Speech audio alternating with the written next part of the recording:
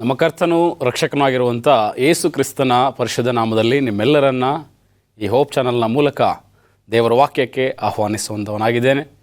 ದೇವರು ತಾನೇ ಕಳೆದ ಸಂಪೂರ್ಣ ಸಂಚಿಕೆಯಲ್ಲಿ ಈ ಪುನರುಜ್ಜೀವನ ಹಾಗೂ ಧಾರ್ಮಿಕ ಸುಧಾರಣೆಯ ಬಗ್ಗೆ ಕಲಿಯುವಂತೆ ಸಹಾಯ ಮಾಡಿದ್ದಾರೆ. ಈ ಸಮಯದಲ್ಲಿ ನಾವು ಈ ದಿವಸ ಮತ್ತೊಂದು ವಿಶೇಷವಾದಂಥ ಒಂದು ವಿಷಯದ ಬಗ್ಗೆ ನಾವು ಕಲಿಯೋಣ ಪ್ರಿಯರೇ. ಈ ದಿವಸ ನಾವು ಕಲಿಯುವಂಥ ವಿಷಯ revival in the midst of obstacles ಎಂಬುದಾಗಿ.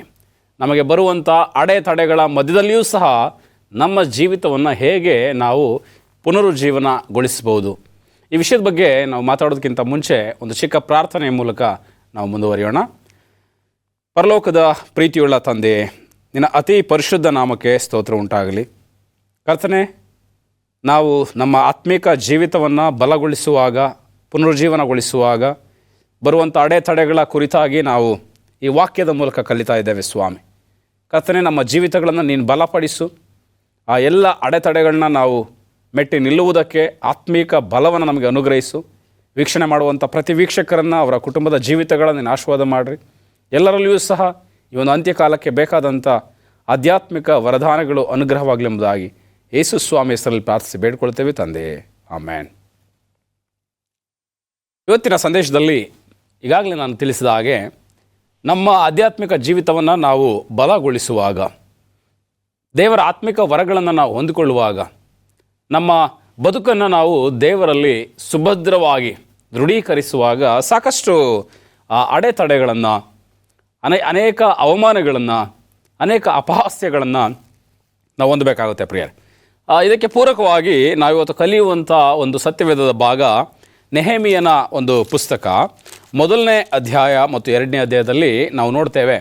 ಈ ನೆಹೆಮೀಯನ ಪುಸ್ತಕ ನಮ್ಮೆಲ್ಲರಿಗೂ ಭಾಳ ಚಿರಪರಿಚಿತವಾದಂಥ ಪುಸ್ತಕ. ಅನೇಕ ಸಾರಿ ನಾವು ಈ ಪುಸ್ತಕವನ್ನು ಓದಿರ್ಬೋದು. ಆದರೆ ಇವತ್ತಿನ ಸಂದೇಶದಲ್ಲಿ ಯಾವ ರೀತಿ ನೆಹೆಮೀಯನು ಆ ಯೆರೂಸಲೇಮಿನ ಒಂದು ಪೌಳಿ ಗೋಡೆಯನ್ನು ಆತನು ಕಟ್ತಾನೆ, ಆ ನಾಶವಾದಂಥ, ಕೆಡವಲ್ಪಟ್ಟಂಥ, ಪಾಳು ಬಿದ್ದಂಥ ಆ ಪೌಳಿ ಗೋಡೆ ನೆಹೆಮೀಯನಿಂದ ಕಟ್ಟಲ್ಪಟ್ಟಾಗ ಎಂಥ ಒಂದು ಉಜ್ಜೀವನ ಆ ಒಂದು ಯೆರೂಸಲೇಮ್ ಪಟ್ಟಣಕ್ಕೆ ಬರುವಂಥದ್ದಾಗಿದೆ. ಸುಮಾರು 70 ವರ್ಷಗಳ ಹಿಂದೆ ಬಾಬಿಲೋನ್ನ ಅರಸನಾದಂಥ ನೆಬೂಕದ್ನೆಚ್ಚರನ ಕೈಯಲ್ಲಿ ಸೆರೆಯಾಗಿ ಬಾಬಿಲೋನಿಗೆ ಗುಲಾಮಗಿರಿಯಲ್ಲಿ ಹೋದಂಥ ಈ ಎಲ್ಲ ಯಹೂದ್ಯರು, ಎಲ್ಲ ಇಸ್ರಾಯೇಲ್ಯರು ತಿರುಗಿ 70 ವರ್ಷಗಳ ನಂತರ ಆ ಒಂದು ಯೆರೂಸಲೇಮ್ ಪಟ್ಟಣಕ್ಕೆ ಬರ್ತಾರೆ.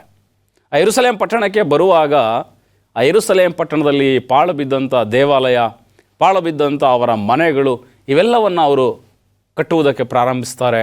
ಅವೆಲ್ಲವನ್ನು ಕಟ್ಟಿ ಮುಗಿಸ್ತಾರೆ. ಅದಾದ ನಂತರ ಈ ಪೌಳಿ ಗೋಡೆಯನ್ನು ಕಟ್ಟಬೇಕಾದಂಥ ಒಂದು ಸನ್ನಿವೇಶವನ್ನು ನಾವು ನೋಡ್ತೇವೆ. ಒಂದು ಪಟ್ಟಣಕ್ಕೆ, ಒಂದು ನಗರಕ್ಕೆ ಈ ಪೌಳಿ ಗೋಡೆ ಅನ್ನುವಂಥದ್ದು ಭಾಳಷ್ಟು ಮುಖ್ಯ.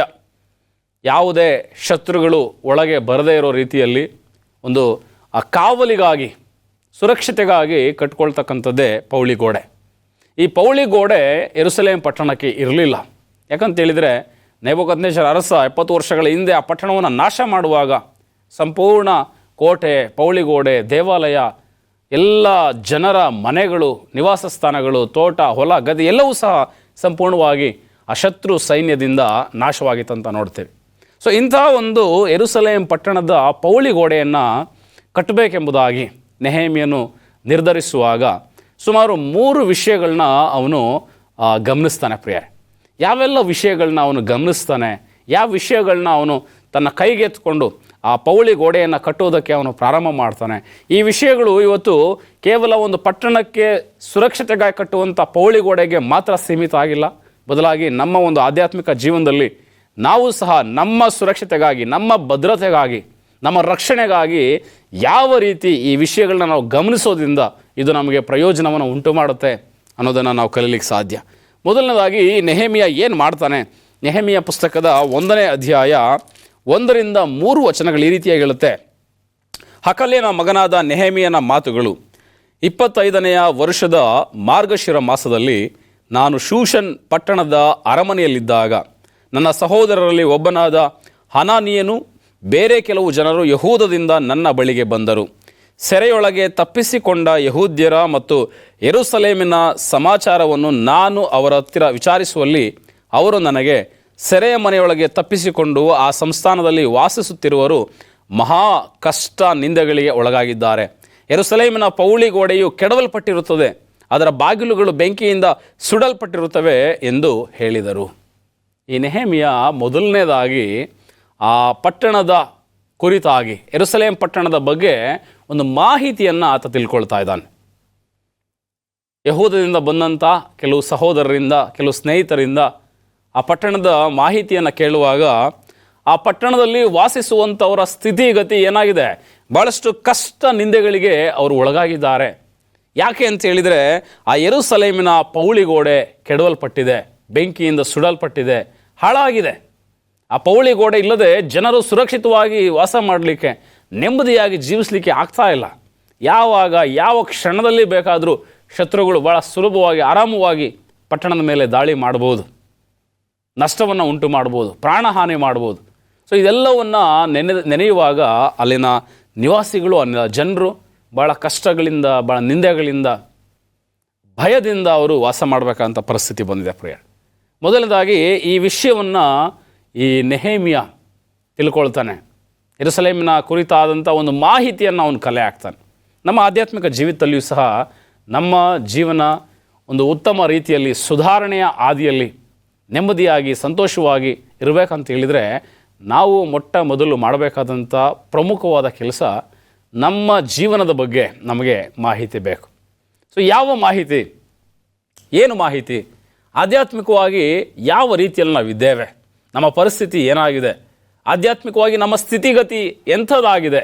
ಇವತ್ತು ಸಾಕಷ್ಟು ಜನರಿಗೆ ದೇವರಲ್ಲಿ, ದೇವರ ಭಕ್ತಿಯಲ್ಲಿ, ಸಭೆಯಲ್ಲಿ, ಪ್ರಾರ್ಥನೆಯಲ್ಲಿ, ವಾಕ್ಯದ ಒಂದು ಮಾರ್ಗದಲ್ಲಿ ನಡೀತಾ ಇದ್ದೀವಿ ಎಂಬುದಾಗಿ ಅವರು ತಿಳ್ಕೊಂಡು ಜೀವಿಸ್ತಾ ಇದ್ದಾರೆ. ಆದರೆ ನಿಜವಾಗಿಯೂ ಆಂತರ್ಯದ ಒಂದು ಪರಿಸ್ಥಿತಿ ಯಾವ ರೀತಿಯಲ್ಲಿದೆ, ಆಧ್ಯಾತ್ಮಿಕ ಪರಿಸ್ಥಿತಿ ಎಂಥ ಒಂದು ಸ್ಥಿತಿಯನ್ನು ತಲುಪ್ತಾ ಇದೆ ಗೊತ್ತಿಲ್ಲ ಪ್ರಿಯರೇ. ಸಾಕಷ್ಟು ಬಾರಿ ನಾವು ನಮ್ಮ ಬಗ್ಗೆ ಮೊದಲನೇದಾಗಿ ಮಾಹಿತಿ ಕಲೆ ಹಾಕಬೇಕು. ನಮ್ಮ ಒಂದು ದಾರಿ ಏನಾಗಿದೆ, ನಮ್ಮ ಸ್ಥಿತಿ ಏನಾಗಿದೆ. ಸತ್ಯವೇದದಲ್ಲಿ ಪ್ರಸಂಗಿ ಪುಸ್ತಕ 5ನೇ ಅಧ್ಯಾಯದಲ್ಲಿ 1ನೇ ವಚನ ಹೇಳುತ್ತೆ, ನೀನು ದೇವಸ್ಥಾನಕ್ಕೆ ಹೋಗುವಾಗ ನಿನ್ನ ಹೆಜ್ಜೆಯನ್ನು ನೀನು ಗಮನಿಸು ಎಂಬುದಾಗಿ. ನನ್ನ ಹೆಜ್ಜೆ ಏನಾಗಿದೆ, ನನ್ನ ಹೆಜ್ಜೆ ಯಾವ ಕಡೆಗೆ ಸಾಗ್ತಾ ಇದೆ, ನನ್ನ ಹೆಜ್ಜೆ ಯಾವ ಹಾದಿಯನ್ನು, ಯಾವ ಮಾರ್ಗವನ್ನು ಹಿಡಿದಿದೆ ಎಂಬುದಾಗಿ ನಾನು ಗಮನಿಸಬೇಕು ಮೊದಲನೇದಾಗಿ. ಇವತ್ತು ನಮ್ಮಲ್ಲಿ ಏನಾಗ್ತಾ ಇದೆ ಅಂತ ಹೇಳಿದರೆ, ನಮ್ಮ ಹೆಜ್ಜೆಯನ್ನು ನಾವು ಗಮನಿಸ್ತಾ ಇಲ್ಲ, ಬದಲಾಗಿ ಬೇರೆಯವರ ಹೆಜ್ಜೆಗಳನ್ನ ನಾವೇನು ಮಾಡ್ತಾ ಇದ್ದೇವೆ, ಗಮನಿಸ್ತಾ ಇದ್ದೇವೆ. ಬೇರೆಯವರ ಜೀವನ ಏನು, ಅವ್ರೇನು ಮಾಡ್ತಾ ಇದ್ದಾರೆ, ಅವ್ರ ತಪ್ಪೇನು, ಅವರ ಬಲಹೀನತೆ ಏನು, ಅವ್ರ ಪಾಪ ಏನು, ಅವ್ರು ಯಾವ ರೀತಿ ಮಾತಾಡ್ತಾರೆ, ಬೇರೆಯವರಲ್ಲಿ ತಪ್ಪನ್ನು ಹುಡುಕುವಂಥ ಒಂದು ಕೆಲಸ ಇವತ್ತು ನಮ್ಮದಾಗಿದೆ ಹೊರತು ನನ್ನ ತಪ್ಪೇನು, ನನ್ನ ಒಂದು ಪರಿಸ್ಥಿತಿಗಳೇನಾಗಿದೆ, ನನ್ನ ಬಲಹೀನತೆ ಏನು, ನನ್ನ ಪಾಪ ಏನು, ನನ್ನ ಜೀವನ ಯಾವ ಹಾದಿ ಹಿಡಿದಿದೆ, ಯಾವ ವಿಷಯಗಳಲ್ಲಿ ನಾನು ಸೋತೋಗ್ತಾ ಇದ್ದೀನಿ, ಯಾವ ವಿಷಯಗಳಲ್ಲಿ ದೇವರಿಗೆ ಇಷ್ಟವಿಲ್ಲದಂಥ ಒಂದು ಜೀವಿತವನ್ನು ನಾನು ಜೀವಿಸ್ತಾ ಇದ್ದೀನಿ ಎಂಬುದಾಗಿ ಅನೇಕ ಬಾರಿ ನಾವು ನಮ್ಮ ಬಗ್ಗೆ ನಾವು ತಿಳ್ಕೊಳ್ಳೋದ್ರಲ್ಲಿ ಫೇಲ್ಯೂರ್ ಆಗ್ತಾ ಇದೆ. ಮೊದಲದಾಗಿ ನನ್ನ ಬಗ್ಗೆ ನಾನು ತಿಳ್ಕೊಳ್ಬೇಕಾಗಿದೆ, ನನ್ನ ಸ್ಥಿತಿಗತಿಯ ಬಗ್ಗೆ ನಾನು ಜಾಗ್ರತೆಯನ್ನು ವಹಿಸಬೇಕಾಗಿ, ಗಮನಿಸಬೇಕಾಗಿದೆ. ಸೊ ಅದಕ್ಕೆ ಈ ನೆಹೆಮಿಯ ಏನು ಮಾಡ್ತಾನೆ, ಮೊದಲನೇದಾಗಿ ಆತನು ಪೌಳಿ ಗೋಡೆಯ ಒಂದು ಸ್ಥಿತಿ ಏನು, ಅದರ ಒಂದು ಪರಿಸ್ಥಿತಿ ಯಾವ ರೀತಿಯಲ್ಲಿದೆ, ಅದನ್ನು ಮಾಹಿತಿಯನ್ನು ಆತನು ತಿಳ್ಕೊಳ್ತಾನೆ. ಈ ಮಾಹಿತಿ ತಿಳ್ಕೊಂಡ ನಂತರ ಅವನೇನು ಮಾಡ್ತಾನೆ, ಎರಡನೇದಾಗಿ ನೋಡ್ತೇವೆ. ಇದೇ ನೆಹೆಮಿಯ ಪುಸ್ತಕ 2ನೇ ಅಧ್ಯಾಯ 11ನೇ ವಚನ ಹೇಳುತ್ತೆ, ಅನಂತರ ಯೆರೂಸಲೇಮಿಗೆ ಬಂದೆನು, ಅಲ್ಲಿ 3 ದಿನಗಳಿದ್ದ ಮೇಲೆ ಯೆರೂಸಲೇಮಿಗೋಸ್ಕರ ಮಾಡತಕ್ಕ ಕಾರ್ಯದ ವಿಷಯವಾಗಿ ನನ್ನ ದೇವರು ನನ್ನಲ್ಲಿ ಯಾವ ಆಲೋಚನೆಯನ್ನು ಹುಟ್ಟಿಸಿದ್ದಾನೆಂದು ಯಾರಿಗೂ ತಿಳಿಸದೆ ರಾತ್ರಿಯಲ್ಲೆದ್ದು ಕೆಲವು ಜನರನ್ನು ಮಾತ್ರ ಕರಕೊಂಡು ಹೊರಟೆನು. ನನ್ನ ವಾಹನ ಪಶುವಿನ ಹೊರತು ಬೇರೆ ಯಾವ ಪಶುವೂ ನನ್ನೊಂದಿಗಿರಲಿಲ್ಲ. ನಾನು ರಾತ್ರಿ ವೇಳೆಯಲ್ಲಿ ತಗ್ಗಿನ ಬಾಗಿಲಿನಿಂದ ಹೊರಟು ಆಳು ಬಿದ್ದ ಯೆರೂಸಲೇಮಿನ ಗೋಡೆಗಳನ್ನು, ಬೆಂಕಿಯಿಂದ ಸುಡಲ್ಪಟ್ಟ ಅದರ ಬಾಗಿಲುಗಳನ್ನು ನೋಡುತ್ತಾ ಹೆಬ್ಬಾವು ಬುಗ್ಗೆಯ ಮಾರ್ಗವಾಗಿ ತಿಪ್ಪೆ ಬಾಗಿಲಿಗೆ ಹೋದೆನು. ಇಲ್ಲಿ ಎರಡನೇದಾಗಿ ನೆಹೆಮಿಯ ಏನು ಮಾಡ್ತಾ ಇದ್ದಾನೆ, ಆತನು ಆ ಪಟ್ಟಣದ ಬಗ್ಗೆ ಮಾಹಿತಿಯನ್ನು ತಿಳ್ಕೊಳ್ಳೋದು ಮಾತ್ರ ಅಲ್ಲ, ಆ ಪಟ್ಟಣವನ್ನು, ಆ ಪಟ್ಟಣದ ಪೌಳಿಗೋಡೆಯನ್ನು ಪರೀಕ್ಷಿಸಿ ನೋಡ್ತಾ ಇದ್ದಾನೆ. ಇಲ್ಲಿ ಈ ಒಂದು ಶೀರ್ಷಿಕೆ ಹೇಳುತ್ತೆ, ನೆಹೆಮಿಯನು ರಾತ್ರಿಯಲ್ಲಿ ಪೌಳಿಗೋಡೆಯನ್ನು ಪರೀಕ್ಷಿಸಿದ್ದು ಎಂಬುದಾಗಿ. ಪರೀಕ್ಷಿಸಿ ನೋಡ್ತಾ ಇದ್ದಾನೆ. ಆತನು ತನ್ನ ವಾಹನ ಪಶುವನ್ನು ತೆಗೆದುಕೊಂಡು ಆ ಪಟ್ಟಣದ ಸುತ್ತ ರಾತ್ರಿಯಲ್ಲಿ ಯಾರಿಗೂ ತಿಳಿಯದಂತೆ ನಾನು ಏನು ಮಾಡ್ತಾ ಇದ್ದೇನೆ ಎಂಬುದಾಗಿ ಆತನು ಯಾರಿಗೂ ತಿಳಿಸದೆ ಆ ಪಟ್ಟಣವನ್ನು ಪರೀಕ್ಷಿಸಿ ನೋಡ್ತಾ ಇದ್ದಾನೆ. ಇವತ್ತು ನಮ್ಮ ಆಧ್ಯಾತ್ಮಿಕ ಜೀವಿತದಲ್ಲಿ ನಾವು ಉಜ್ಜೀವನಗೊಳ್ಳಬೇಕಾದ್ರೆ, ನಾವು ಒಂದು ಆಧ್ಯಾತ್ಮಿಕದ ಸುಧಾರಣೆಯನ್ನು ನಾವು ಹೊಂದಬೇಕಾದ್ರೆ ನಾವು ಸಹ ನಮ್ಮ ಜೀವಿತವನ್ನು ಪರೀಕ್ಷಿಸಿ ನೋಡಬೇಕು. ಏನಾಗಿದೆ ನಮ್ಮ ಜೀವನ, ಯಾವ ಒಂದು ದಿಕ್ಕಿನಲ್ಲಿ ನಾವು ಸಾಗ್ತಾ ಇದ್ದೀವಿ. ಪ್ರಕಟಣೆ ಪುಸ್ತಕದಲ್ಲಿ ಲವೋದಿಕೀಯ ಸಭೆಗೆ ಸ್ವಾಮಿ ಹೇಳ್ತಾರೆ, ನೀನು ತಣ್ಣಗೂ ಅಲ್ಲ ಬೆಚ್ಚಗೂ ಅಲ್ಲ, ಉಗುರು ಬೆಚ್ಚಾಗಿದ್ದೀಯಾ. ಆ ಲವೋದಿಕೀಯ ಸ್ಥಿತಿ ಅಂತ್ಯಕಾಲದ ಸಭೆ, ಯೇಸು ಸ್ವಾಮಿಯ ಬರುಣವನ್ನು ನಿರೀಕ್ಷಿಸುವಂಥ ನೋಡುವಂಥ ಒಂದು ಸಭೆ. ಆದರೆ ಆ ಲವೋದಿಕೀಯ ಸಭೆ ಏನಾಗಿದೆ, ಒಂದು ಉಗುರು ಬೆಚ್ಚಗಿನ ಸ್ಥಿತಿಯಲ್ಲಿ ಜೀವಿಸ್ತಾ ಇದೆ. ಆ ಒಂದು ಲವೋದಿಕೀಯ ಸಭೆಯಲ್ಲಿ ದೇವರಿಗೋಸ್ಕರ ಪಡುವಂಥ ಪ್ರಯಾಸ, ತ್ಯಾಗ, ದೇವರಿಗೋಸ್ಕರ ಮಾಡುವಂಥ ಆ ಕೆಲಸ ಕಾರ್ಯದ ಒಂದು ಅರಿವಿಲ್ಲದೆ, ಶ್ರೀಮಂತಿಕೆಯಲ್ಲಿ, ಹಣದ ಒಂದು ಅನುಕೂಲಗಳಲ್ಲಿ ಯಾವುದೇ ಕೊರತೆ ಇಲ್ಲದಂಥ ಒಂದು ಜೀವಿತದಲ್ಲಿ ಲವೋದಿಕೀಯ ಸಭೆ ಮಗ್ನವಾಗಿದೆ. ಲೋಕದ ಕಾರ್ಯಗಳಲ್ಲಿ ಮುಳುಗಿರ್ತಕ್ಕಂಥದ್ದು. ಇವತ್ತು ಈ ಒಂದು ನೆಹೆಮೀಯನ ಪುಸ್ತಕವನ್ನು ಓದುವಾಗಲೂ ನಾವು ಸಹ ಈ ನೆಹೆಮೀಯನಂತೆ ನಮ್ಮ ಜೀವಿತವನ್ನು ಪರೀಕ್ಷಿಸಬೇಕು.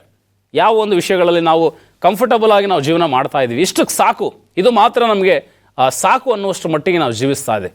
ಸೊ ದೇವರ ವಿಷಯದಲ್ಲಿ ಹೇಳುತ್ತೆ, ನಾವು ದಿನದಿಂದ ದಿನಕ್ಕೆ ಪ್ರತಿನಿತ್ಯ ನೂತನವಾಗಬೇಕು. ನಮ್ಮ ಜೀವಿತಗಳು ಪ್ರತಿನಿತ್ಯ ಹೊಸದಾಗ್ತಾ ಹೋಗ್ಬೇಕು. ಪುನರುಜ್ಜೀವನದ ಕಡೆಗೆ ನಾವು ಸಾಗಬೇಕು. ನೀತಿವಂತನು ಇನ್ನೂ ನೀತಿಯನ್ನು ಅನುಸರಿಸಲಿ, ಪರಿಶುದ್ಧನು ಇನ್ನೂ ಪರಿಶುದ್ಧತೆಯೆಡೆಗೆ ಹೋಗಲಿ ಎಂಬುದಾಗಿ ಹೇಳುವಂತೆ ನಾವಿರುವಂಥ ಈ ಒಂದು ಸ್ಥಿತಿ ದೇವರ ಬರೋಣಕ್ಕೆ ಸಾಕಾಗುವುದಿಲ್ಲ ಪ್ರಿಯರೇ. ನಮ್ಮನ್ನು ನಾವು ಇನ್ನೂ ನೀತಿಯ ಕಡೆಗೆ, ಇನ್ನೂ ಪರಿಶುದ್ಧತೆಯ ಕಡೆಗೆ, ಇನ್ನೂ ಒಳ್ಳೆತನಕ್ಕೆ, ಇನ್ನೂ ದೇವರಿಗೆ ಮೆಚ್ಚುಗೆ ಆಗುವಂಥ ಜೀವಿತದ ಕಡೆಗೆ ನಮ್ಮ ಒಂದು ಬದುಕನ್ನು ನಾವು ನಡೆಸ್ಕೊಂಡು ಹೋಗಬೇಕಾಗುತ್ತೆ. ಸೊ ಇಲ್ಲಿ ನೆಹೆಮೀಯನು ಈ ಪಟ್ಟಣವನ್ನು ಪರೀಕ್ಷಿಸಿ ನೋಡ್ತಾ ಇದ್ದಾನೆ. ಏನಾಗಿದೆ ಪಟ್ಟಣದ ಸ್ಥಿತಿ, ಏನಾಗಿದೆ, ಈ ಯಾವ ರೀತಿಯಲ್ಲಿ ಪಟ್ಟಣವನ್ನು ನಾನು ಮರಳಿ ಕಟ್ಟಬೇಕು, ಹಾಳಾಗಿರುವಂಥ, ನಾಶನವಾಗಿರುವಂಥ, ಪಾಳು ಬಿದ್ದಿರುವಂಥ ಈ ಗೋಡೆಯನ್ನು ತಿರುಗಿ ಕಟ್ಟೋದಕ್ಕೆ ಏನೆಲ್ಲ ಕಾರ್ಯಗಳನ್ನ ಮಾಡಬೇಕೆಂಬುದಾಗಿ ಆತನೊಂದು ಲೆಕ್ಕಾಚಾರ ಹಾಕ್ತಾ ಆ ಪಟ್ಟಣವನ್ನು ಆತನು ತಿರುಗಿ ನೋಡ್ತಾ ಇದ್ದಾನೆ. ಇವತ್ತು ನಮ್ಮ ಜೀವಿತಗಳಲ್ಲೂ ಸಹ ಅನೇಕ ಸಂದರ್ಭಗಳಲ್ಲಿ ದೇವರಿಗೆ ದೂರವಾಗಿ, ದೇವರಿಂದ ಬೇರೆಯಾಗಿ, ದೇವರಿಂದ ಸಂಬಂಧವನ್ನು ಕಳ್ಕೊಂಡವರಾಗಿ ಜೀವಿಸುವಂಥವರ ಸ್ಥಿತಿ ಬಹಳ ಕಠಿಣ ಪ್ರಿಯರ್. ನಾವು ಮರಳಿ ದೇವರ ಜೊತೆಯಲ್ಲಿ ಹೇಗೆ ನಮ್ಮ ಸಂಬಂಧಗಳನ್ನು ಸರಿಪಡಿಸ್ಕೊಳ್ಬೋದು, ದೇವರ ಜೊತೆಯಲ್ಲಿ ಹೇಗೆ ನಮ್ಮ ಒಂದು ಬದುಕನ್ನು ಹೊಂದಾಣಿಸಿಕೊಂಡು ನಾವು ಹೋಗಬೇಕೆಂಬುದಾಗಿ ನಾವು ಪರೀಕ್ಷಿಸಬೇಕು. ಒಂದು ವಾಕ್ಯವನ್ನು ನಾವು ಈ ಸಮಯದಲ್ಲಿ ಓದೋಣ. ಪ್ರಲಾಪಗಳ ಪುಸ್ತಕ 3ನೇ ಅಧ್ಯಾಯ 40ನೇ ವಚನ ಹೇಳುತ್ತೆ, ನಮ್ಮ ನಡತೆಯನ್ನು ಶೋಧಿಸಿ ಪರೀಕ್ಷಿಸಿ ಯೆಹೋವನ ಕಡೆಗೆ ತಿರುಗಿಕೊಳ್ಳೋಣ. ಪರಲೋಕದಲ್ಲಿರುವ ದೇವರ ಕಡೆಗೆ ನಮ್ಮ ಕೈಗಳೊಡನೆ ಮನಸ್ಸನ್ನು ಎತ್ತಿಕೊಳ್ಳುವ. ನಾವು ಅವಿಧೇಯರಾಗಿ ದ್ರೋಹ ಮಾಡಿದ್ದೇವೆ, ನೀನು ಕ್ಷಮಿಸಲಿಲ್ಲ. ಇಲ್ಲಿ ಈ ಪ್ರಲಾಪಗಳ ಪುಸ್ತಕದಲ್ಲಿ ದೇವರ ಪ್ರವಾದಿ ಈ ರೀತಿಯಾಗಿ ಹೇಳ್ತಾ ಇದ್ದಾನೆ, ನಮ್ಮ ನಡತೆಯನ್ನು ಶೋಧಿಸಿ ಪರೀಕ್ಷಿಸಿ ಯೆಹೋವನ ಕಡೆಗೆ ನಾವು ತಿರುಗಿಕೊಳ್ಳೋಣ. ಪರಲೋಕದ ದೇವರ ಕಡೆಗೆ ನಮ್ಮ ಕೈಗಳನ್ನು ಮಾತ್ರವಲ್ಲದೆ ನಮ್ಮ ಮನಸ್ಸನ್ನು ಸಹ ನಾವು ಎತ್ತಿಕೊಳ್ಳೋಣ. ಇವತ್ತು ನಮ್ಮನ್ನು ಶೋಧಿಸಿ, ನಮ್ಮನ್ನು ಪರೀಕ್ಷಿಸಿ ನಾವು ತಿಳ್ಕೊಳ್ಬೇಕಾಗಿದೆ. ಅನೇಕ ಸಂದರ್ಭಗಳಲ್ಲಿ ನಾವು ಸವಾಲುಗಳನ್ನು, ಕಷ್ಟಗಳನ್ನು, ಸಮಸ್ಯೆಗಳನ್ನು ಎದುರಿಸಲಿಕ್ಕೆ ನಾವು ಭಯಪಡ್ತೀವಿ. ಏನಾದರೂ ಒಂದು ಚಿಕ್ಕ ಸಣ್ಣ ಪುಟ್ಟ ಪರೀಕ್ಷೆಗಳು ಬಂದ ತಕ್ಷಣ ನಮ್ಮ ಜೀವನದಲ್ಲಿ ಅಲ್ಲೋಲ ಕಲ್ಲೋಲವಾಗುವಂಥ ಒಂದು ವಾತಾವರಣ ಉಂಟಾಗತ್ತೆ. ಆದರೆ ನಾವು ಚೆನ್ನಾಗಿ ನೆನಪಿಟ್ಕೊಳ್ಬೇಕು, ನಮಗೆ ಬರುವಂಥ ಸವಾಲುಗಳು, ನಮಗೆ ಬರುವಂಥ ಶೋಧನೆಗಳು, ಪರೀಕ್ಷೆಗಳು ಇವೆಲ್ಲವೂ ಸಹ ನಮ್ಮನ್ನು ಶುದ್ಧೀಕರಣ ಮಾಡಲಿಕ್ಕೆ, ನಮ್ಮನ್ನು ಬಲಪಡಿಸಲಿಕ್ಕೆ, ನಮ್ಮನ್ನು ದೇವರ ಒಂದು ಸತ್ಯದಲ್ಲಿ ದೃಢವಾಗಿ ನಿಲ್ಲಿಸಲಿಕ್ಕೆ ಎಲ್ಲ ಪರೀಕ್ಷೆಗಳು ಬರುತ್ತೆ. ನಾವು ವಾಕ್ಯದಲ್ಲಿ ಭಕ್ತನಾದಂಥ ಒಂದು ಯೋಬನ ಕತೆ ತಿಳ್ಕೊಂಡಿದ್ದೇವೆ ಪ್ರಿಯ. ಯೋಬನ ಜೀವಿತ ಯಾವ ರೀತಿಯಲ್ಲಿತ್ತು, ಯಾವ ರೀತಿಯಲ್ಲಿ ಯೋಬ ತನ್ನ ಒಂದು ಆ ನಂಬಿಕೆಯನ್ನು ದೇವರಲ್ಲಿ ದೃಢವಾಗಿ ಆತನು ಸ್ಥಾಪಿಸ್ಕೊಳ್ತಾನೆ. ಅವನಿಗೆ ಬಂದಂಥ ಕಷ್ಟಗಳು, ಅವನಿಗೆ ಬಂದಂಥ ಶೋಧನೆಗಳು, ಅವನಿಗೆ ಬಂದಂಥ ಸಮಸ್ಯೆಗಳು ಬೇರೆ ಯಾವ ವ್ಯಕ್ತಿಗೂ ಸಹ ಸತ್ಯವೇದದಲ್ಲಿ ಸಾಮಾನ್ಯವಾಗಿ ಕಾಣಲಿಕ್ಕಿಲ್ಲ. ಆತನ ಕುಟುಂಬ ನಾಶ ಆಗುತ್ತೆ, ಆತನಿಗಿದ್ದಂಥ ಎಲ್ಲ ಸಂಪತ್ತು, ಆತನಿಗಿದ್ದಂಥ ದನ ಕರು, ಆತನಿಗಿದ್ದಂಥ ಕುರಿ ಒಂಟೆ ಮೇಕೆ ಎಲ್ಲ ಒಂದು ಆಸ್ತಿ ಪಾಸ್ತಿ ನಷ್ಟ ಆಗತ್ತೆ. ಅಂಥ ಸಮಯದಲ್ಲಿಯೂ ಸಹ ಯೋಬನು ತನ್ನ ನಂಬಿಕೆಯನ್ನು ಬಿಡದೆ ದೇವರಲ್ಲಿ ದೃಢವಾಗಿ ಆತನು ನಿಂತ್ಕೊಳ್ತಾನೆ. ಬಲವಾಗಿ ದೇವರಲ್ಲಿ ಆತನು ಒಂದು ಸಾಕ್ಷಿಯ ಜೀವಿತವನ್ನು ಜೀವಿಸ್ತಾನೆ. ದೇವರೇ ಕೊಟ್ಟ, ದೇವರೇ ತೆಗೆದುಕೊಂಡ ಅನ್ನುವಂಥ ಒಂದು ಶ್ರೇಷ್ಠ ಹೇಳಿಕೆ ಯೋಬನ ಬಾಯಿಂದ ಬರುತ್ತೆ. ಅಷ್ಟೆಲ್ಲ ಆದಾಗ್ಯೂ ಒಂದೇ ಒಂದು ಪಾಪದ ಮಾತನ್ನು ಯೋಬನು ತನ್ನ ಬಾಯಿಂದ ಆಗಲಿ ತನ್ನ ಮನಸ್ಸಿನಿಂದ ಆಗಲಿ ಆತನು ಆಡೋದಿಲ್ಲ ಪ್ರಿಯರೇ. ಇವತ್ತು ನಮ್ಮ ಜೀವಿತಗಳಲ್ಲಿ ಎಂಥ ಒಂದು ಸವಾಲಿಗೆ ನಾವು ಸಿದ್ಧರಾಗಿ ಜೀವಿಸ್ತಾ ಇದ್ದೀವಿ. ಹೌದು, ದೇವರ ಮಕ್ಕಳಾಗಿ ಜೀವಿಸುವಾಗ ಅನೇಕ ಸವಾಲುಗಳಿದೆ, ಅನೇಕ ಸಂಕಟಗಳಿದೆ. ಈ ಲೋಕದಲ್ಲಿ ನೋಡ್ತೇವೆ, ಯೇಸು ಸ್ವಾಮಿಯ ಶಿಷ್ಯರಿರ್ಬೋದು, ಹಳೆ ಒಡಂಬಡಿಕೆಯಲ್ಲಿ ಬರುವಂಥ ಪುರುಷರಿರ್ಬೋದು, ಮಹಾಪುರುಷರುಗಳು, ನಮ್ಮ ಪಿತೃಗಳು, ಇವರೆಲ್ಲರ ಜೀವಿತವನ್ನು ನೋಡುವಾಗ ಯಾರೂ ಸಹ ಒಂದು ಒಳ್ಳೆಯ ಸುಖದ ಜೀವನವನ್ನು ಯಾರೂ ಮಾಡಲಿಲ್ಲ. ಅವರೆಲ್ಲರೂ ಕಷ್ಟದಲ್ಲಿ ಹಾದು ಬಂದಂಥವರು, ಅನೇಕ ಲೋಕದ ವಿರೋಧತೆಯನ್ನು ಎದುರಿಸಿದಂಥವರು, ರಾಜರ ಮುಂದೆ, ಅಧಿಪತಿಗಳ ಮುಂದೆ ನ್ಯಾಯ ವಿಚಾರಣೆಗ ಒಂದು ಕಟಕಟೆಯಲ್ಲಿ ನಿಂತವರು.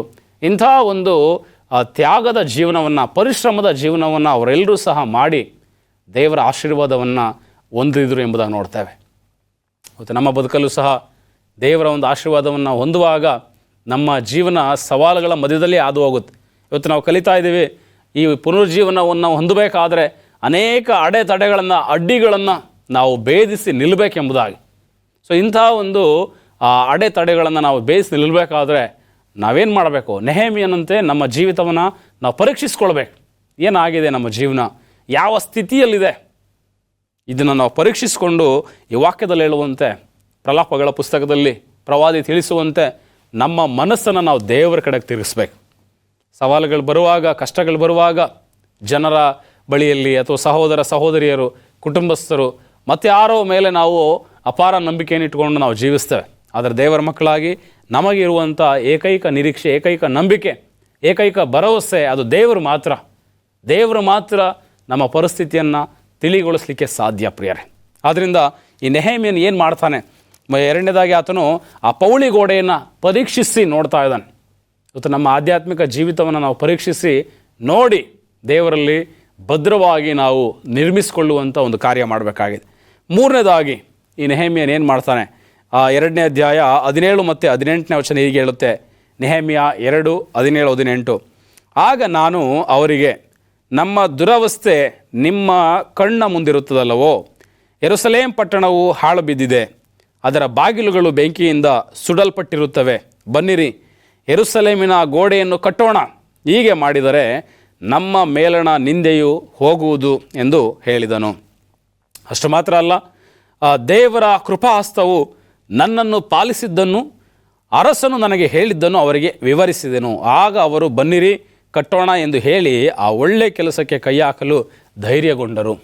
ಈ ನೆಹೆಮೀಯನು ಆ ಯೆರೂಸಲೇಮ್ ಪಟ್ಟಣದ ಕುರಿತಾಗಿ ಮಾಹಿತಿಯನ್ನು ತಿಳ್ಕೊಳ್ತಾನೆ. ಮೊದಲನೇದಾಗಿ ಪಟ್ಟಣದ ಸ್ಥಿತಿ ಏನಾಗಿದೆ, ಜನರ ಸ್ಥಿತಿ ಏನಾಗಿದೆ, ಅನೇಕ ಕಷ್ಟಗಳಿಗೆ, ನಿಂದೆಗಳಿಗೊಳಗಾಗಿದ್ದಾರೆ, ಭಯದಲ್ಲಿ ಜೀವಿಸ್ತಾ ಇದ್ದಾರೆ, ಸಂತೋಷ ಇಲ್ಲ, ನೆಮ್ಮದಿ ಇಲ್ಲ. ಸ್ವಾತಂತ್ರ್ಯ ಸಿಕ್ಕಿದೆ, ಆದರೂ ಸಹ ಅವರಲ್ಲಿ ಸಂತೋಷ ಇಲ್ಲ. ಎರಡನೇದಾಗಿ ಆ ಪಟ್ಟಣದ ಸ್ಥಿತಿಯನ್ನು ನೋಡುವಾಗ ಆ ಗೋಡೆಗಳು ಪಾಳು ಬಿದ್ದಿದೆ, ಬೆಂಕಿಯಿಂದ ಸುಡಲ್ಪಟ್ಟಿದೆ, ಎಲ್ಲವೂ ಸಹ ಕೆಡವಲ್ಪಟ್ಟಿದೆ. ಈ ಸ್ಥಿತಿಗಳನ್ನು ನೋಡುವಾಗ ನೆಹೆಮೀಯ ಅಲ್ಲಿರುವಂಥ ಜನರನ್ನು ಆತನು ಉರಿದುಂಬಿಸ್ತಾನೆ, ಪ್ರೋತ್ಸಾಹ ಮಾಡ್ತಾ ಇದ್ದಾನೆ. ಬನ್ನಿರಿ, ನಾವೆಲ್ಲರೂ ಒಟ್ಟಾಗಿ ಸೇರಿ ಈ ಯೆರೂಸಲೇಮಿನ ಗೋಡೆಯನ್ನು ಕಟ್ಟೋದಕ್ಕೆ ನಾವು ಕೈ ಹಾಕೋಣ.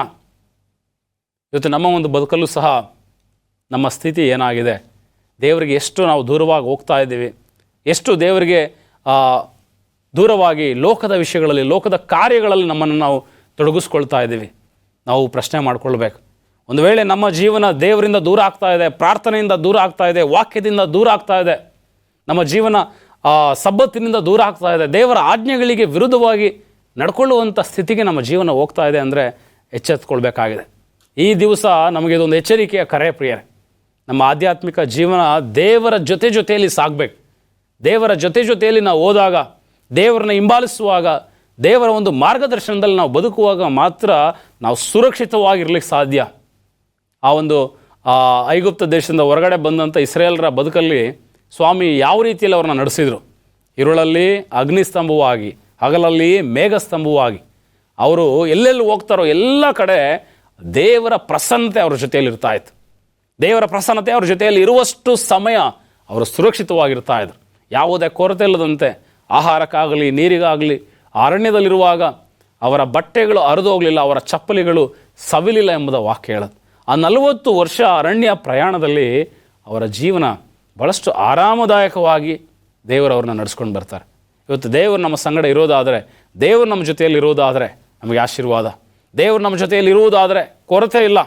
ದೇವರು ನಮ್ಮ ಜೊತೆಯಲ್ಲಿ ಇರುವಾಗ ಸುರಕ್ಷತೆ ಇದೆ. ದೇವರು ನಮ್ಮ ಜೊತೆಯಲ್ಲಿರುವಾಗ ಅದ್ಭುತಗಳ ಮೂಲಕ ದೇವರು ನಮ್ಮನ್ನು ನಡೆಸ್ತಾನೆ.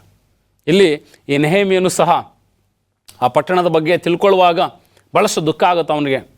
ದೇವರ ಜೊತೆಯಲ್ಲಿ ಆತನು ಇದ್ದುಕೊಂಡು ಈ ಪಟ್ಟಣದ ಗೋಡೆಯನ್ನು ಕಟ್ಟಬೇಕೆಂಬುದಾಗಿ ಅಲ್ಲಿರುವಂಥ ಎಲ್ಲ ಜನರನ್ನು ಆತನು ಪ್ರೇರೇಪಿಸುವಾಗ ಆ ಎಲ್ಲ ಜನರು ನಾವೆಲ್ಲರೂ ಒಟ್ಟಾಗಿ ಸೇರಿ ಆ ಪಟ್ಟಣವನ್ನು ಕಟ್ಟೋಣ, ಆ ಒಳ್ಳೆಯ ಕೆಲಸಕ್ಕೆ ನಾವು ಕೈ ಹಾಕೋಣ ಎಂಬುದಾಗಿ ಅವರೆಲ್ಲರೂ ಧೈರ್ಯದಿಂದ ಮುಂದೆ ಬರ್ತಾರೆ. ಅದಾದ ನಂತರ ಈ ನೆಹೆಮೀಯನ ಒಂದು ಆ ಚರಿತ್ರೆಯನ್ನು, ಆ ಒಂದು ಘಟನೆಯನ್ನು ನಾವು ಓದ್ತಾ ಹೋಗುವಾಗ ಮುಂದೆ ಆ ಪಟ್ಟಣವನ್ನು ಭಾಳ ಸುಲಲಿತವಾಗಿ ಅವ್ರು ಕಟ್ತಾರೆ. ಅನೇಕ ಅಡೆತಡೆಗಳು ಬರುತ್ತೆ ಅವರಿಗೂ ಸಹ. ಈ ಉಜ್ಜೀವನವನ್ನು ಮಾಡುವಾಗ, ಆ ಪೌಳಿ ಗೋಡೆಯ ಪುನರುಜ್ಜೀವನ ಕಾರ್ಯಕ್ಕೆ ಮುಂದಾಗುವಾಗ ಅನೇಕ ಸಮಸ್ಯೆಗಳನ್ನ ಎದುರಿಸ್ತಾರೆ. ಏನೆಲ್ಲ ಸಮಸ್ಯೆಗಳನ್ನ ಎದುರಿಸಿದ್ರು? ಮೊದಲನೇದಾಗಿ ನೆಹೆಮೀಯ 4ನೇ ಅಧ್ಯಾಯ 1ನೇ ವಚನ ಹೇಳುತ್ತೆ, ನಾವು ಪೌಳೆ ಗೋಡೆಯನ್ನು ಕಟ್ಟುತ್ತಿದ್ದ ಸುದ್ದಿಯು ಸನ್ಬಲ್ಲಟನಿಗೆ ಮುಟ್ಟಿದಾಗ ಅವನು ಬಹು ಹೊಟ್ಟೆ ಕಿಚ್ಚು ಸಿಟ್ಟು ಉಳ್ಳವನಾಗಿ ತನ್ನ ಸಹೋದರರ ಮುಂದೆಯೂ ಸಮಾರ್ಯದ ದಂಡಿನವರ ಮುಂದೆಯೂ ನಿತ್ರಾಣಿಗಳಾದ ಯೆಹೂದ್ಯರು ಮಾಡುವುದೇನು? ಇವರು ತಮ್ಮನ್ನು ಬಲಪಡಿಸಿಕೊಳ್ಳಬೇಕೆಂದಿರುವರೋ? ಯಜ್ಞವನ್ನು ಅರ್ಪಿಸುವರೋ? ಈ ಹೊತ್ತೇ ಈ ಕೆಲಸವನ್ನು ತೀರಿಸುವರೇನು? ಸುಟ್ಟು ಹೋದ ಪಟ್ಟಣದ ಧೂಳಿನ ರಾಶಿಯೊಳಗೆ ಹುಗಿದು ಹೋದ ಕಲ್ಲುಗಳನ್ನು ಬದುಕಿಸುವರೇನು ಎಂದು ಹೇಳಿ ಯೆಹೂದ್ಯರನ್ನು ಗೇಲಿ ಮಾಡುವನು.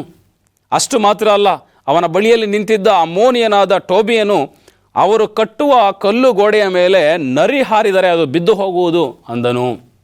ಯಾವ ರೀತಿ ಈ ಜನರು ಈ ನೆಹೆಮೀಯ ಮಾಡ್ತಾ ಇದ್ದಂಥ ಜೀರ್ಣೋದ್ಧಾರ ಕಾರ್ಯವನ್ನು ಗೇಲಿ ಮಾಡ್ತಾ, ಅದನ್ನು ಅಪಹಾಸ್ಯ ಮಾಡ್ತಾ ಅವರನ್ನು ಅಧೈರ್ಯ ಪಡಿಸ್ತಾ ಇದ್ದಾರೆ ಅಂತ ನೋಡುವಾಗ ಅವ್ರು ಹೇಳ್ತಾರೆ, ಯಾವ ರೀತಿ ಪಟ್ಟಣಕ್ಕೆ ಇವನು ಪೌಳಿಗೋಡೆಯನ್ನು ಕಟ್ತಾನೆ?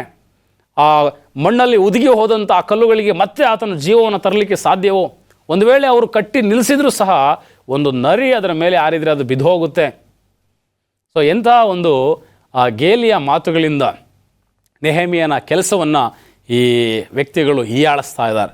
ಇವತ್ತು ನಮ್ಮ ಒಂದು ಆಧ್ಯಾತ್ಮಿಕ ಬದುಕಲ್ಲೂ ಸಹ ನಮ್ಮ ಒಂದು ಬಲಹೀನತೆಗಳನ್ನ ನೋಡಿ, ನಮ್ಮ ಕಷ್ಟಗಳನ್ನ ನೋಡಿ, ನಮ್ಮ ಸ್ಥಿತಿಗತಿಗಳನ್ನ ನೋಡಿ ಹೀಯಾಳಿಸುವಂಥ, ನಿಂದಿಸುವಂಥ, ನೋಯಿಸುವಂಥ ಮಾತುಗಳನ್ನಾಡುವ ಅನೇಕ ವ್ಯಕ್ತಿಗಳು ನಮ್ಮ ಜೀವನದಲ್ಲಿ ಬರ್ತಾರೆ. ಆದರೆ ಅಂಥ ವ್ಯಕ್ತಿಗಳ ಮಾತಿಗೆ ನಾವೆಂದೂ ಸಹ ಕಿವಿಗೊಡಬಾರ್ದು. ದೇವರ ವಾಕ್ಯ, ದೇವರ ಮಾತು, ದೇವರ ವಾಗ್ದಾನ ಇವುಗಳನ್ನು ನಾವು ನಂಬಿ ನಿರೀಕ್ಷಿಸಿ ಜೀವಿಸ್ತಾ ಇದ್ದೇವೆ. ದಾವೀದನು ಹೇಳ್ತಾನೆ 119ನೇ ಕೀರ್ತನೆಯಲ್ಲಿ, ನಿನ್ನ ನುಡಿಯು ನನ್ನನ್ನು ಚೈತನ್ಯಗೊಳಿಸ್ತದೆ, ನಿನ್ನ ಸೇವಕನಿಗೆ ಮಾಡಿದ ವಾಗ್ದಾನವನ್ನು ನೀನು ನೆನಪು ಮಾಡ್ಕೋ ಎಂಬುದಾಗಿ. ಇವತ್ತು ದೇವರು ನಮಗೆ ವಾಗ್ದಾನ ಮಾಡಿದ್ದಾನೆ, ನಮಗೆ ಆತನ ವಾಕ್ಯದ ಒಂದು ಬಲವನ್ನು ದೇವರು ನಮಗೆ ಕೊಟ್ಟಿದ್ದಾನೆ. ಆತನ ವಾಕ್ಯ, ಆತನ ನುಡಿ ನಮ್ಮನ್ನು ಚೈತನ್ಯಗೊಳಿಸುತ್ತೆ ಪ್ರಿಯರೇ. ಆ ದೇವರ ವಾಕ್ಯದ ಮೇಲೆ ಮಾತ್ರ ನಾವು ಭರವಸೆಯನ್ನು ಇಟ್ಕೊಂಡು ಜೀವಿಸಬೇಕು. ಬರುವಂಥ ಸಮಸ್ಯೆಗಳು, ಬರುವಂಥ ತೊಂದರೆಗಳು, ಬರುವಂಥ ಕಷ್ಟಗಳು, ಇಕ್ಕಟ್ಟುಗಳು ಇದ್ಯಾವುದಕ್ಕೂ ನಾವು ತಲೆ ಕೆಡಿಸ್ಕೊಳ್ದೆ ನೆಹೆಮೀಯನು ಯಾವ ಒಂದು ವಿಧಾನದಲ್ಲಿ ಈ ಕಾರ್ಯವನ್ನು ಮಾಡ್ತಾನೆ ಮುಂದೆ ನೋಡ್ತೇವೆ. ನೆಹೆಮೀಯನು ಉಪವಾಸ ಇದ್ದು ಪ್ರಾರ್ಥನೆ ಮಾಡಿ ದೇವರ ಮುಂದೆ ಕಣ್ಣೀರಿಟ್ಟು ಗೋಳಾಡಿ ಬಂದಂಥ ಈ ಸಮಸ್ಯೆಗಳನ್ನ, ಈ ಅಡೆತಡೆಗಳನ್ನು ಆತನು ನಿವಾರಿಸ್ಕೊಂಡು ಆ ಪೌಳಿ ಗೋಡೆಯನ್ನು ಯಶಸ್ವಿಯಾಗಿ ಕಟ್ಟಿ ಆತನು ಮುಕ್ತಾಯ ಮಾಡ್ತಾನೆ. ಯೆರೂಸಲೇಮಿನ ಪಟ್ಟಣಕ್ಕೆ ಒಂದು ಸುರಕ್ಷತೆಯನ್ನು ಆ ಪೌಳಿ ಗೋಡೆಯ ಮೂಲಕ ಆತನು ತಂದುಕೊಡ್ತಾನೆ ಅಂತ ನೋಡ್ತೀವಿ. ಇವತ್ತು ನಮ್ಮ ಜೀವಿತಗಳಲ್ಲೂ ಸಹ ನಮ್ಮ ಆಧ್ಯಾತ್ಮಿಕ ಬದುಕು ಯಾವ ಸ್ಥಿತಿಯಲ್ಲಿದ್ದರೂ ಚಿಂತೆ ಇಲ್ಲ. ಪ್ರಾರ್ಥನೆಯ ಮೂಲಕ, ದೇವರ ವಾಕ್ಯದ ಮೇಲೆ ನಂಬಿಕೆಯನ್ನು, ಭರವಸೆಯನ್ನು ಇಡುವುದರ ಮೂಲಕ ನಮ್ಮ ಸ್ಥಿತಿಗತಿ ಬದಲಾಗಲಿಕ್ಕೆ ಸಾಧ್ಯ ಪ್ರಿಯರೇ. ನೆಹೆಮೀಯನಂತೆ ನಮ್ಮನ್ನು ನಾವು, ನಮ್ಮ ಜೀವಿತವನ್ನು ನಾವು, ನಮ್ಮ ಕುಟುಂಬವನ್ನು, ನಮ್ಮ ಸಭೆಯನ್ನು ನಾವು ಕಟ್ಕೊಳ್ಳೋದಕ್ಕೆ ನಾವು ಪ್ರಯತ್ನ ಮಾಡೋಣ. ಯಾವುದೇ ಚಿಂತೆ ಬೇಡ, ದೇವರು ನಮ್ಮ ಜೊತೆಯಲ್ಲಿದ್ದಾನೆ. ದೇವರು ನಿಮ್ಮನ್ನು ಆಶೀರ್ವದಿಸಲಿ. ಆಮೆನ್.